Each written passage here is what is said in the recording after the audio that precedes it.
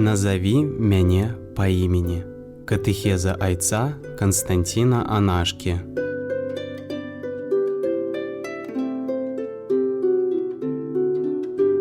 Пахвалёны Езус Христос. Вітаю вас, шановні радыёслухачы, шановныя YouTube-гледачы. Памолімся на пачатку нашай сустрэчы ў імя Айца і Сына і Духа Святога. Аман. Просім Цябе, прыйдзі Дух Святы, асвяці нашыя сэрцы, наш розум, каб мы пачулі ўсё тое, што хочаш нам сказаць, і толькі тое, што Ты хочаш нам сказаць. Праз Хрыста, Пана нашага. Аман. Мілаваныя, ёсць у Бібліі постаці, гісторыі, які, магчыма, сапраўды і ў рэальнасці не існавалі. Але яны ўвасабляюць пэўныя праўды, пэўныя ідэі, вось легенды гэтыя, якія пераказваюцца. І гэтыя ідэі павінны прыбліжаць нам Бога, паказваць, які Бог, якая прыгожая яго гісторыя. І адна з такіх постацяў прыгожая і мужная жанчына Юдыта, якой прысвечана цэлая кніга у Святым Пісанні. Яе імя мы таксама сустракаем у гадзінках да Найсвяцейшай Панны Марыі, дзе спяваецца мужная як Юдыта. І само імя Юдыта азначае проста Юдыта, габрэйка, жыдоўка, юдэйка. Яна з'яўляецца такім вобразам усяго Ізраіля, усяго народу, які верны Богу. Кніга Юдыты, сама кніга, кароткая, 16 раздзелаў, гэта так званая дэўтаракананічная кніга. Кніга, якая не адразу і не ўсюды была прызнаная натхнёнай. Яна натхнёная таксама Божае Слова, але яе няма ў габрэйскім тэксце, яна сустракаецца ў септуагінце, грэцкім тэксце, у шматлікіх перакладах. Значыць, пацверджана касцёлам, што гэта натхнёная кніга. Кніга паўстала ў Палестыне недзе каля другога і першага стагоддзя да Езуса Хрыста. Гэта ўжо такі апошнія часы перад прыходам Хрыста. І гэта часы пераследу Антыёха IV, нашчадкаў Александра Македонскага. Гэта часы паўстання макабейскага, таксама ёсць кнігі макабейскія ў Святым Пісанні. Тады адбываецца такі рэлігійны, нацыянальны, духоўны ўздым, адбудоўваецца святыня, вернасць Богу, вельмі расце юдаізм як рэлігія. І Юдыта, кніга Юдыты, дыдактычная кніга, такая павучальная, якой галоўнай мэтай гэтай кнігі з'яўляецца нейкі перадача маральных праўдаў, важных інфармацый. Прыблізіць людзям ідэю, што Бог адзіны ўладар, які ратуе народ нават самым незвычайным спосабам, тады, калі народ яму верны.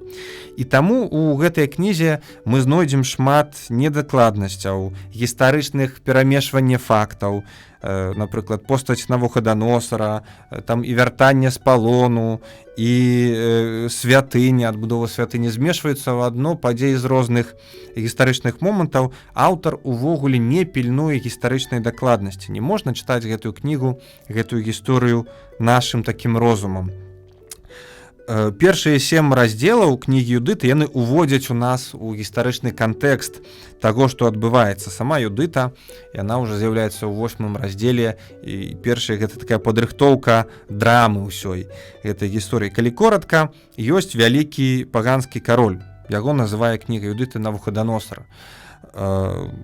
Гістарычна гэта можа быў нехта іншы, але мы памятаем, кніга толькі перадае пэўную праўду, які кіруе Асірыяй у Нініве. Ён здабывае ўсе народы, захоплівае нават самыя моцныя гарады, крэпасці. Сапраўды, Навуходаносар быў каралём Вавілоніі. У 664-562 перыяд гэта Вавілонія існавала, ён тады правіў. І у кнізе ён вобраз магутнага ворага Ізраіля і ворага Бога. Такі, памятаем, што гэта кніга напісана ў часы макавейскія, і яны, можна, з такім кодам, шрыфтам такім не маглі напрамую сказаць, вось хто гэта. Яны ствараюць гэты вобраз Антыёха у вобразе перскага асірыйскага караля. І ён заклікае цароў Блізкага ўсходу, это значыць Ізраіль, Палестына, вакольныя каралеўствы, Сірыі і Дамаска і гэтак далей. Заклікае дапамагчы яму ў бітве супраць іншага магутнага цара Арфаксада, невядома, хто гэта быў. І яны адмаўляюцца, яны не лічаць Навуходоносора сваім уладаром. Кароль сам ідзе вайною, сам перамагае, пасылае свайго генерала Алаферна і 120-тысячнае войска адпомсціць усім, хто адмовіўся яму дапамагчы. Кароль хоча, каб усе народы служылі яму як Богу. Гэта такая ідэя, ідэалогія вось гэтай кнігі і вобразу гэтага караля. Алаферн, гэты военачальнік, генерал, ён захоплівае, так як бура ідзе, захоплівае ўсе землі, знішчае ўсіх цароў, знішчае таксама ўсе веры, ўсіх багоў, якіх сустракае, і таму, што ён казаў, што адзіны, каму трэба пакланяцца, гэта Навуходоносор. Цар асірыйскі — гэта адзіны бог на зямлі. І толькі Юдэя маленькая, вось вакол Іерусаліма тэрыторыя, і габрэйскі народ не падпарадкоўваецца ў адрозненне ад суседзяў. Яны не жадаюць прызнаць Навуходоносора богам. І падчас нарады вайсковай Ахіор, кіраўнік аманіцян, суседняй такой дзяржавы з Ізраілем, ён расказвае Алаферну, генералу, пра габрэйскі народ, пра яго гісторыю. Ахіор, яго імя азначае брат святла, альбо мой брат святло. Гэта так, ён, можна сказаць, тэалагічна падрыхтоўвае нас да таго, да галоўнай думкі, да таго, што пазней скажа нам і пакажа нам Юдыта, народу, нам і цару. Калі гэтая думка такая, калі Ізраіль верны Богу, калі ён не грашыць, калі не пакланяецца іншым багам, яго немагчыма перамагчы. Таму што ў гісторыі ўжо шмат такіх вобразаў, пачынаючы ад фараона. Калі Ізраіль верны Богу, яго немагчыма здабыць, немагчыма перамагчы. Калі ён грашыць, тады яго заўваёўваюць, тады яго перамагаюць. І Ахіор падкрэслівае, што перамагчы юдэяў цяпер немагчыма, таму што яны верныя Богу. Бо яны верныя Богу. Канешне, Алаферн гневаецца, у гневе кажа, што адзіны Бог — гэта Навуходоносор, это той, хто мае войска, такі вобраз супрацьлеглы. Моц Ізраіля ў вернасці Богу і іншая ідэя для язычнікаў, для паганаў, што мае ўладу і Богам з'яўляецца той, хто мае сілу і мае войска. Ахіора ён адсылае ў Юдэю, у лагер вось менавіта юдэяў, каб ён там разам з імі загінуў. Кажа, ты убачыш, калі там выжывеш, убачыш, хто сапраўдны Бог, і загінеш разам з імі, калі я туды прыйду са сваім войскам. І сапраўды у Юдэі ў гэты час народ жыве ў вернасці Богу. Юдыта гэта пазней пацвердзяць. Яны рыхтуюцца, яны баяцца. У Іерусаліме святары складаюць ахвяры ў святыні. Зноў жа памятаем, што шмат недакладнасцяў, ці святыня тады была разбурана, ці адбудаваная. Гэта кніга не гістарычная, гэта кніга павучальная. І яны ўзмацняюць муры, розныя вышыні, будуюць абарончыя валы. Таксама яны моляцца з такім скрухай вялікай, моляцца да Бога. І ўзмацняюць крэпасць у Бетуліі. Магчыма, сёння гэта горад Дженін, такі на поўнач ад Іерусаліма, у даліне Эздрэлон, блізка вось гэтай знакамітай даліны, дзе адбываліся шматлікія бітвы, дзе некалі будзе вось гэта бітва Армагеддон па такой традыцыі біблійнай. І гэты горад Бетулія, ён перакрываў дарогу на Іерусалім. Калі падзе Бетулія, падзе тады Іерусалім, будзе знішчана святыня і уся Юдэя. Святар у Іерусаліме заахвочвае ўсіх да малітвы, посту, вернасці Богу, і ўвесь Ізраіль усклікае да Бога, і, як кажа Святое Пісанне, Бог іх пачуў. Алаферн, генерал асірыйскі, ён бярэ ў асаду гэтую крэпасць Бетулію, перакрывае доступ да вады, перакрывае розныя гандлёвыя шляхі і проста морыць іх, можна сказаць, голадам і смагай. Канешне, жыхары сыны Ізраіля ў роспачы ўсклікаюць да Бога і просяць кіраўніка, мэра горада па-нашаму, кіраўніка Озію, каб здаць горад. Ён кажа, напэўна, Бог карае нас за грахі нашых продкаў. Мы не вытрымаем. Озія абяцае, што калі на працягу дзён нічога не адбудзецца, Бог не ўмяшаецца, тады ён выканае ён выканае іх просьбу і здасць горад. І тут, вось падрыхтаваўшы гэты такі гістарычны кантэкст, у 8 раздзеле мы сустракаем Юдыту, з'яўляецца сама галоўная гераіня. Юдыта належыць да пакалення, хутчэй за ўсё, Сімеона, які свайго часу помсціў за сваю сястру Діяну, уратаваў народ ад ворагаў, таксама цікавая гісторыя. І Юдыта гэта ўспамінае. Яе муж Манасія памёр падчас жніва ад сонечнага ўдару. Такая звычайная смерць, простая. Яны жылі разам у гэтым горадзе Бетулія.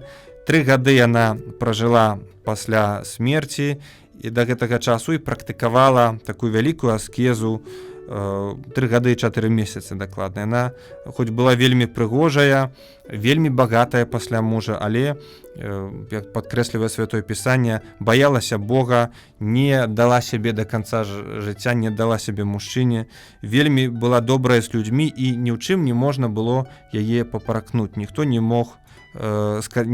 не сказаў пра яе злое слова, так кажа Святое Пісанне.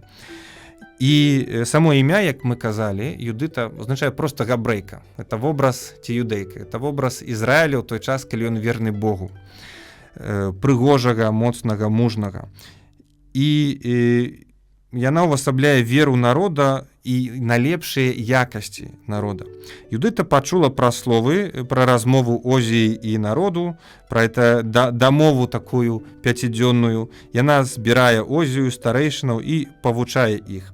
Прадстае перад імі як такі тэолаг, багаслоў, асуджае гэтую дамову на 5 дзён і кажа: хто вы такія, каб выпрабоўваць Бога? Што не можна ставіць Богу умоваў, ці за 5 дзён уратуе, ці там за 3, ці нейкіх датаў, ці ўвогуле ўратаваць. Бог ратуе тады, калі бачыць сэрца. Нешта падобнае мы сустрэнем у кнізе Йова, які таксама Бога спрабуе выпрабоўваць. А Бог яму адказвае: хто ты такі, каб ставіць Бога? Яна кажа, што цяпер народ не пакланяецца чужым багам. Такі, можна сказаць, народны, нацыянальны рахунак сумлення яна робіць і бачыць, што цяпер народ верны, не пакланяецца ідалам, таму Бог яго выратуе. Гэтае цярпенне не пакаранне за грахі продкаў, як лічыў народ. Гэта цярпенне выпрабавання. Это ўвогуле новая ідэя на той час у старым запавеце. Гэта выпрабаванне і нагода, каб Бог праявіў сваю моц. Гэта не кара. І Юдыта настолькі перакананая ў гэтым, што яна сама гатовая аддаць жыццё. Озія просіць яе памаліцца: вось ты, аўтарытэт, памаліся, каб Бог спаслаў дождж і мы маглі вытрымаць гэтую смагу. Яна не выстаўляе Бога на пробу, але сама вырашае асабіста вырашыць справу, аддаць сваё жыццё і пайсці ў лагер ворага. У 9 раздзеле бачым Юдыту, такога чалавека малітвы. Перад тым, як ісці да Алаферна, яна моліцца Богу, і у гэтай малітве яна адказвае на галоўнае пытанне ўсёй кнігі: хто ёсць сапраўдны Бог? Толькі Бог, а не кароль, не Навуходоносор, не ягоныя войскі мае сапраўдную уладу і моц. І што пыха іх пагубіць. Пыха асірыйцаў, яна іх згубіць, таму што яны лічаць сябе самымі моцнымі. Цікава, што перскія уладары ніколі не прысвойвалі сабе такіх прыкметаў, не прэтэндавалі на тытул Бога, але, як мы памятаем, гэта кніга, это такая пераносна, маецца на ўвазе тое, што адбывалася ў часы Макавейскіх, у часы паўстання, пераслед Антыёха. Так яны хочуць паказаць гэтую ідэю, што Бог мацнейшы, зашыфраваны кароль Антыёх у гэтай гісторыі. Юдыта просіць Бога, каб яе прыгажосць, каб яе падман, хітрасць былі зброяй супраць ворага, былі зброяй супраць асірыйцаў.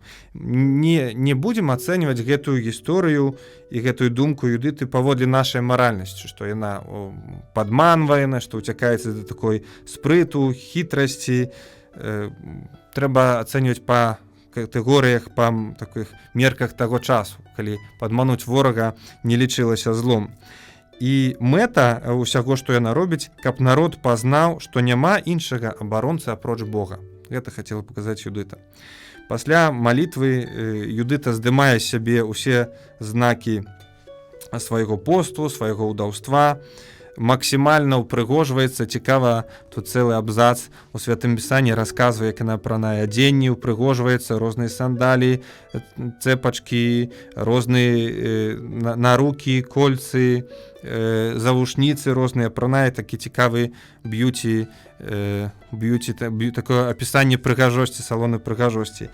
Максімальна робіць сябе прыгожай, прывабнай і прыгожай, прывабнай для ўсіх, каго ўбачыць. Юдыта настолькі прыгожа апранаецца, так карыстаецца сваёй прыгажосцю, сваімі здольнасцямі такімі касметычнымі, можна сказаць, што калі яна ідзе ў асірыйскі лагер, спачатку яна выходзіць да сваіх варотаў, выходзіць з горада, сустракае кіраўнікоў, ахову, і тыя ў такім захапленні, што не могуць спрачацца, яны робяць все, што яна кажа, і, як Святое Пісанне кажа, калі яна зыходзіла з гары, ўвесь час глядзелі на яе ўслед, так як у жанчына ідзе, а ўслед ёй мужчына азіраецца, такі вобраз маем. І калі яна падышла ўжо да лагеру асірыйцаў, таксама першая лінія абароны, слугі, ніхто не можа ёй супрацьстаяць, усе захапляюцца ёй прыгажосцю, пытаюцца, хто ты, яна кажа, я прыйшла, уцякаю ад габрэяў, прыйшла да Алаферна, каб расказаць, як гэта народ перамагчы. І калі яны яе бачаць, слухаюць, глядзяць на яе лицо, калі яны яе бачаць, слухаюць, глядзяць на яе твар, ім здаецца, што гэта цуд прыгажосці, так кажа Святое Пісанне. І перад яе прыгажосцю не могуць выстаяць ні жаўнеры, ні слугі, ні нават сам Алаферн. Яе прыводзяць да генерала асірыйскага, і ў размове з ім Юдыта праяўляе такую і паказвае сваю вялікую мудрасць і спрыт. Яна, можна сказаць, падманвае, не падманваючы. Спачатку яна кажа, што прыйшла, каб дапамагчы здабыць перамогу, і ўспамінае гісторыю Ахіора. На пачатку мы пра гэта з вамі казалі. Чалавека, аднаго з кіраўнікоў амалікіцянаў, аднаго з кіраўнікоў гэтых здабытых народаў, які казаў, што Ізраіль не можна перамагчы, калі ён верны Богу. Здабыць Ізраіль можна толькі тады, калі ён грашыць. І Юдыта гэта пацвярджае. Яна кажа, што так сапраўды не спрабуе змагацца з Ізраілем, калі ён верны Богу, але калі грашыць, яго можна здабыць. І гэта, Юдыта кажа, хутка здарыцца ў Іерусаліме, таму што яны парушылі нейкія рытуальныя правілы, дакрануліся да нячыстага, да не той ежы. І гэта хутка станецца, калі прыйдуць дакументы, прыйдзе пацвярджэнне, гэты народ будзе аддадзены на Божае знішчэнне. І яна кажа яму такія словы: «Вот почему я, раба твоя, узнав об этом всем, бежала от них, и Бог послал меня сделать вместе с тобою такие дела, которым изумится вся земля, где только услышат о них». Юдыта такую ўжывае двусэнсоўнасць. Яна абяцае Алаферну вялікія справы, якія мы разам з табой зробім, толькі гэтыя вялікія справы кожны з іх разумее зусім інакш. Для Алаферна гэта, канешне, перамога над усімі ворагамі, улада боская Навуходоносора, а для Юдыты гэта знішчэнне, канешне, знішчэнне ворагаў, знішчэнне самога Алаферна. Юдыта гуляе на амбіцыях мужчыны, на амбіцыях генерала. І, канешне, ён дазваляе ёй застацца ў лагеры асірыйскім. Яна там застаецца, можна сказаць, і загаворвае зубы ўсім, хто яе сустракае. Усе здзіўляюцца і прыгажосці, што няма такой жанчыны на ўсёй зямлі, па прыгажосці, па разумным словам, якія кажа. Яна так загаворвае зубы, што ёй дазваляюць усё, і дазваляюць выходзіць ноччу на малітву разам са сваёй служанкаю, і дазваляюць, яна не скаляецца нячыстай ежай, яна не парушае розных правілаў, ёй дазваляюць усё. Яна так цікава, так спрытна, мудра з усімі сябе паводзіць, што фактычна знаходзіцца ў варожым лагеры і не ўваходзіць у грэх. І на 4-й дзень Алаферн збірае пір для сваіх слугаў, для сваіх войскаў, на які, канешне, запрашае Юдыту. Кажа, не можна такую жанчыну не запрасіць. І тут Юдыта зноў паказвае нам цуды прыгажосці. Яна апранаецца ў самыя найлепшыя адзенні, ўсё жаночае, рассцілае кавры, на якіх яна ўзляжала, то есть такі шыкоўная жанчына. Апранаецца, ідзе да Алаферна, і там так сябе паводзіць, што Алаферн, які і так ужо ў яе быў закаханы па вушы, ён ей моцна прагне здабыць, спаць з ёю, і ён так закаханы ў ёй, што, як кажа Святое Пісанне, ён не можа сябе кантраляваць і п'янее спачатку ад прыгажосці Юдыты, а пазней, што мужчына можа робіць, калі глядзіць на такую цудоўную жанчыну, просто пачынае так піць. Святое Пісанне кажа, што ён столькі выпіў віна, што напіўся так, як ніколі ў жыцці ад нараджэння свайго не напіваўся. І калі стала позна, усе госці выходзяць, слугі выходзяць, пакідаюць Юдыту, думаючы, што яна застанецца начаваць з генералам. І ў гэты момант Юдыта у сэрцы кліча Бога, Алаферн ляжыць п'яны, напэўна, ці спіць, ці нічога там не разумее. І Юдыта молится, когда все ушли, никого в спальне не осталось. Иудей встала у постели Алаферна, сказала в сердце своем: «Господи, Боже всякой силы, презри в сей час на дела рук моих к возвышению Иерусалима, ибо теперь время защитить наследие Твое и исполнить мое намерение, поразить врагов Твоих, восставших на нас». Она кажет, что теперь пришел час, и Боже, благослови меня на то, что я хочу зрабіць. І яна падыходзіць, бярэ меч Алаферна, той, якім ён карыстаўся, і адсякае яму галаву мячом Алаферна. Меч — гэта для кожнага жаўнера сімвал улады, сімвал перамогаў. Ягоным ж мячом яна адсякае яму галаву, заварочвае яе ў занавеску, за якой ён хацеў з ёй быць, ёй спаць, напэўна, і спакойна мінае ўсю ахову. Як звычайна усе думаюць, што яна ідзе са служанкаю на малітву, можа нават з усмешкай праходзіць, ніхто ёй нічога не робіць. Так яна сябе паставіла ў гэтым лагеры. Вярнуўшыся ў крэпасць у Бытулію, яна паказвае галаву Алаферна кіраўнікам Озіі і расказвае таксама, як усё адбылося, падкрэсліваючы, што вось яна пры гэтым не сплямілася, яна не саграшыла, яна не парушыла Божай загады. Галоўная яе выснова: Бог праз мяне слабую жанчыну выратаваў вас. І у 13 раздзеле ёсць такія словы, калі Озія адказвае ёй: «Благословленая ты, дочь Усявышняга, благословленая ты, дачка Усявышнім Богам больш усіх жанчын на зямлі». Благословленая ты паміж жанчынамі. З гэтыя словы пазней Альжбета паўторыць возьме ў сваё прывітанне Марыі, які мы сёння молімся ў малітве «Вітай, Марыя». І ёсць цікавы момант таксама.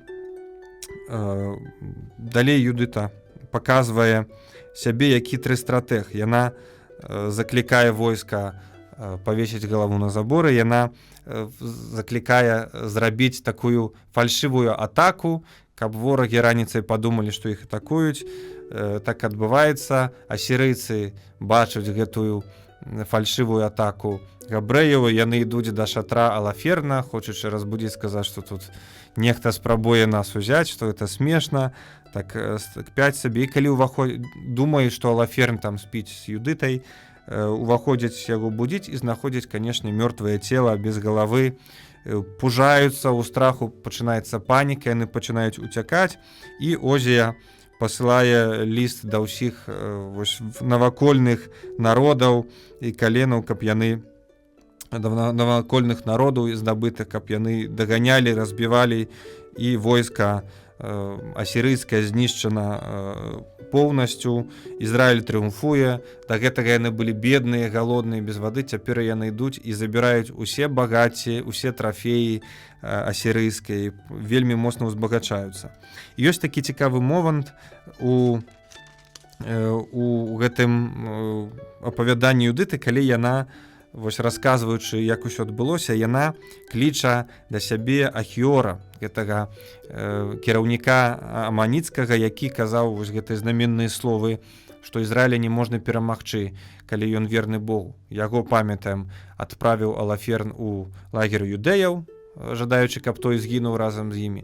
І юдэі яго прынялі, і Юдыта паказвае яму галаву Алаферна, и дякуючи гэтому Ахиор, видя все, что сделал Бог Израилев, искренне уверовал в Бога, обрезал крайнюю плоть свою и присоединился к дому Израилеву даже до сего дня.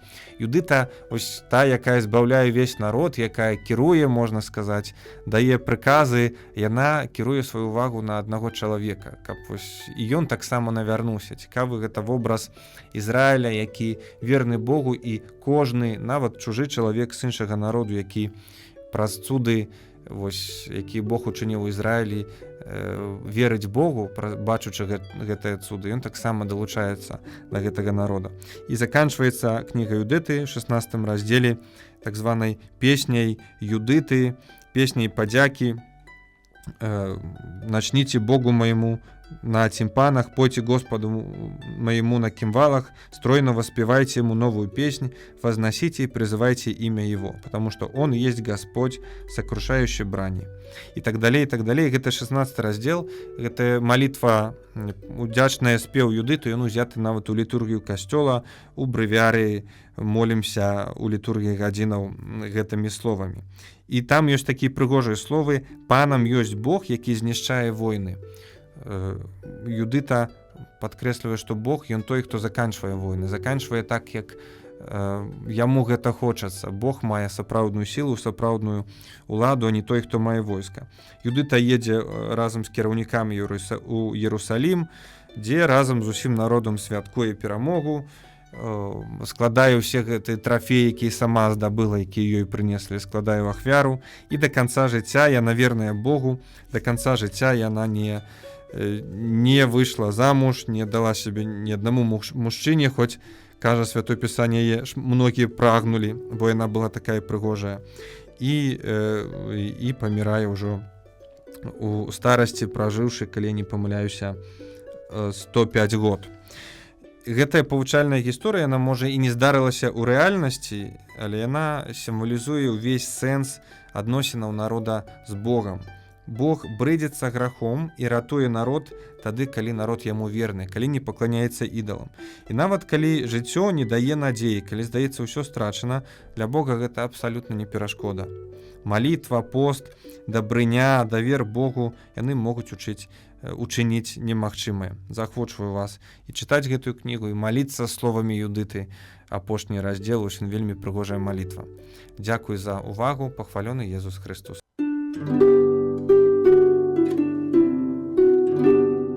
Назови мяне по имени. Катехеза айца Константина Анашки.